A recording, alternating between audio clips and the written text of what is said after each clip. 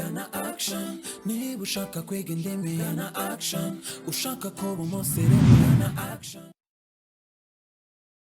Hello everyone, welcome to Action College. Today I am excited to share some valuable tips for effective communication.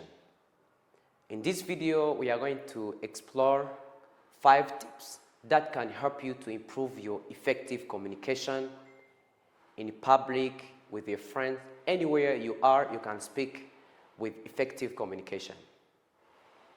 So let's get started.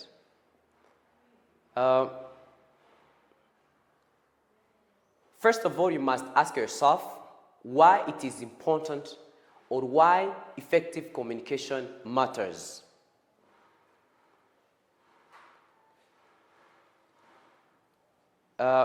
Communication is key to understanding and being understood. So this is very important. In normal life, you need someone to understand you, but also you need to understand another person. That's why effective communication is very important. Help us in personal, academic, professional, everywhere you can be, you need effective communication. But also it can improve your confidence if you are speaking, if you are sharing your ideas. So let's go to the first step or first tip that can help you. So first tip is speak clearly and confidently. So if you are speaking, you need to have pronunciation which is clear and which is effective to everyone. If you need to articulate your ideas clearly, you need to pronounce very well. Also, you need to emphasize some points. If you are speaking like exactly, it means that you are emphasizing on your point.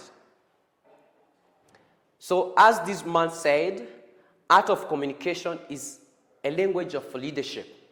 In other words, you need to communicate effectively. You need to communicate by speaking clearly. Most of the time, it's not necessary to use the difficult words. Just try to pronounce your words correctly, even can be simple. So it will help you if you speak it confidently. That is first tip. Let's go to the second. Second tip, it is active listening. Wow, good tip. So this tip of active listening, it is where you are paying attention to the speaker. Can be a lecturer, can be a teacher, can be a pastor, can be any kind of a speaker. So you need to listen actively. So when you are listening actively, it means that you need to listen and understand on the same time before you respond. You need to understand first. Use nonverbal, just nodding, okay? You can use nodding, maintaining eye contact to the speaker. It can help and can improve how you listen something. Because active listening, it helps us to give the answer which is appropriate. Of course, if you didn't listen, you cannot respond. So, as this Stefan said, most people don't listen just with the intention of understanding. No, just they listen, but they listen, but they don't want to understand, just to reply. No, don't do that mistake when you are listening to someone. When you are listening to any kind of speaker, it's better to care about the message he gave, the message he spoke, in order to respond accordingly. So, let's go on the third tip. So, the third tip is to use simple and direct language. So, like interview, you don't need just to show the long sentences. No. You don't need to bring like complex words. No. That's not necessary. If you're speaking to someone, if you're talking to someone, you need to use a simple and clear language. It helps a lot when you're using dialect. For example, if you can want to use, I would like to inquire about the possibility of something. why don't you say, can I ask about something? So it is better to ask in that way instead of using a long sentence. So this tip, it will improve how you sound in the listener, to the audience, how you sound. If it is a person who is attentively, how your message will sound to him or her. So it's better to care about that. Now, so be concise. As I said, don't use long sentences, just use short sentences. So it's better. So simplicity is the ultimate sophistication. That's very important. That's nice. So when you're using a simple and clear language, it helps the audience, it helps the listener to be able to understand what you said. Because just speaking, your intention when you're speaking is to be understood, of course, is to be understood. So you're not speaking as someone who is not going to share something which is complex, which is very complicated, no.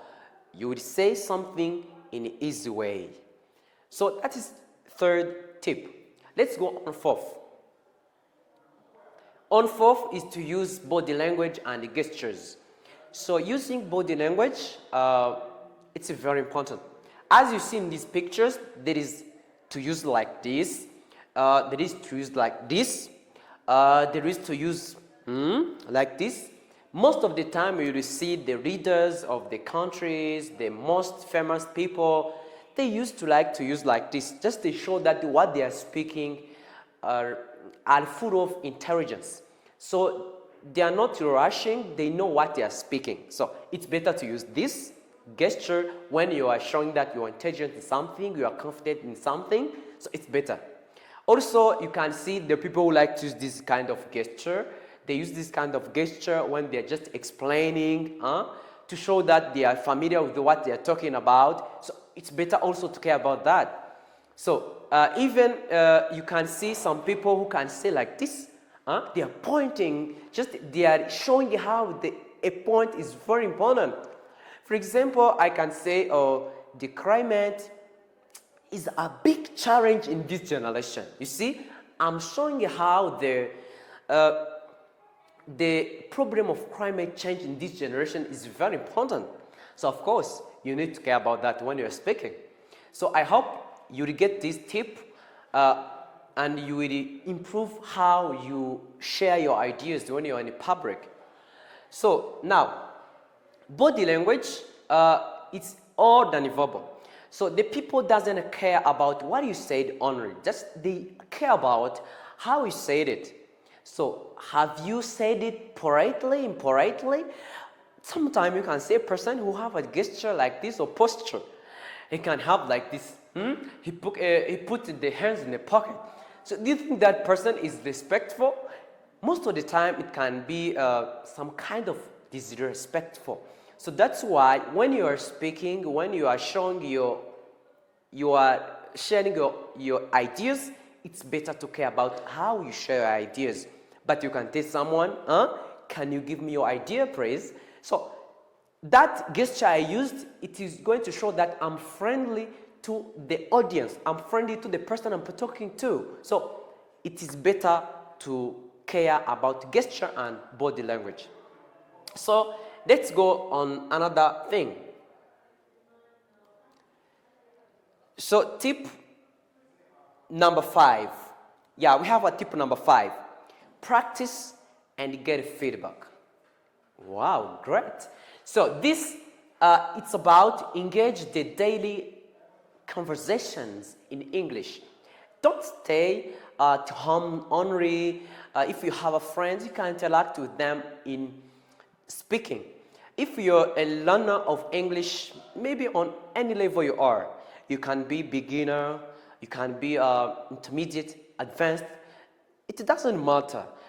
You need to interact. Even you are total beginner in a given language. So if you need to if you need to show your ideas, to express your ideas, it means that you need to care about how I would practice. So it's better to engage yourself in daily conversations.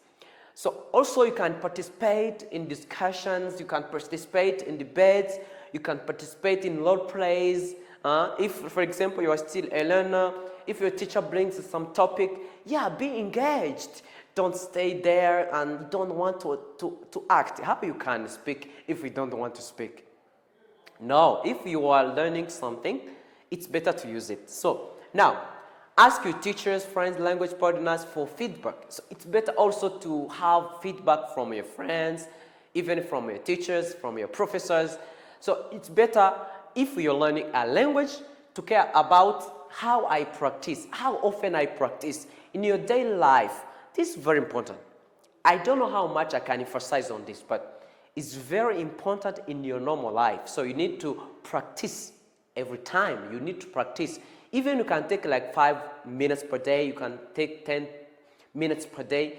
Yeah, you can have any way of practicing. If you're in a class, you are lucky. If you have a friends who speak English, you are lucky. So it's better to care about how you practice also. So practice, yeah, of course, doesn't make you perfect, but perfect practice makes perfect. It can help you to make a clear and effective communication. So I encourage you to follow these 5 tips I told you. So this, I have the takeaway. The takeaway we saw in this video, we saw to speak clearly and confidently. We saw listen actively and respond thoughtfully.